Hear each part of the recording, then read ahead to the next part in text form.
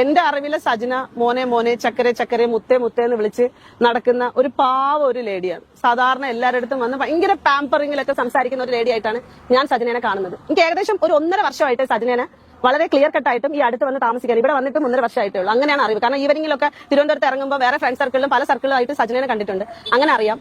അപ്പം സജനയും ഈ പറഞ്ഞ റസൂൽ പൂക്കുട്ടിയായിട്ട് റിലേഷൻഷിപ്പ് ആയ സമയത്ത് ഒരുപാട് പ്രശ്നങ്ങൾ ഉണ്ടായിട്ടുണ്ട്. അതായത് സജന സൂയിസൈഡൽ അറ്റംപ്റ്റിന് ശ്രമിക്കുന്നു.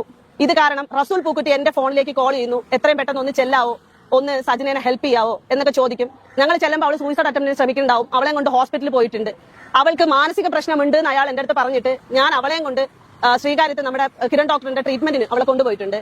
അതായത് എന്നിട്ട് അവൾ വന്ന് പറയും പിറ്റേ ദിവസം, എടി ഞാൻ വെറുതെ ഇക്കായെ പേടിപ്പിക്കാൻ വേണ്ടിയിട്ട് ചെയ്തതാ കേട്ടോ, ഇതൊക്കെ എനിക്ക് വേറെ പ്രശ്നമൊന്നുമില്ല, എന്നാലേ ഞാൻ വരച്ച വരയിൽ നിക്കോളെന്നൊക്കെ പറയുമ്പോൾ ഞാൻ പറയും നീ എന്തോ ഇങ്ങനെയൊക്കെ ആവുന്ന, ടോക്സിക് ആവുന്ന, എന്തിനാ ഇങ്ങനെയൊക്കെ എന്നൊക്കെ പറഞ്ഞ് നൈസായിട്ട് ആ വിഷയങ്ങളെ എടുത്തിട്ട് സിമ്പിൾ ആയിട്ട് അങ്ങ് വിട്ട് കളയുമായിരുന്നു.